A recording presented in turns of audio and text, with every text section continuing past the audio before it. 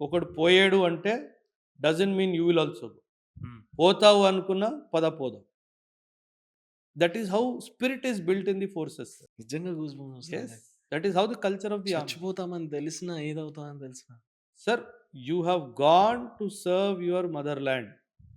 At the cost of your own life also you will protect her.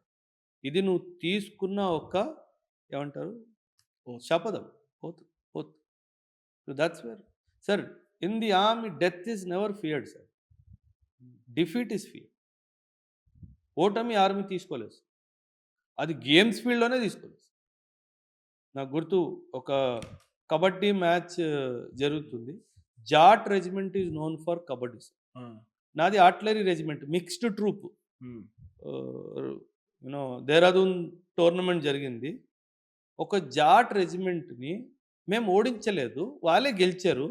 కానీ ఒక్క score మార్జిన్తోనే వాళ్ళు గెలిచారు sir. ఆ! ఆ జాట్ రెజిమెంట్ సిఓ ఆ కబడ్డీ మ్యాచ్కి వాళ్ళ యూనిట్కి ఆల్మోస్ట్ ఒక 800 మీటర్స్ దూరంలో ఉంది sir.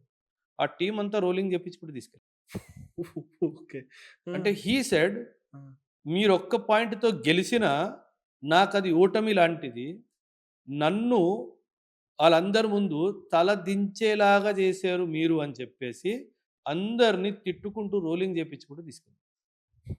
Army cannot take defeats. This is taught to us. నువ్వు చనిపోయినా పర్వాలా బ్యాటిల్ ఫీల్డ్‌లో.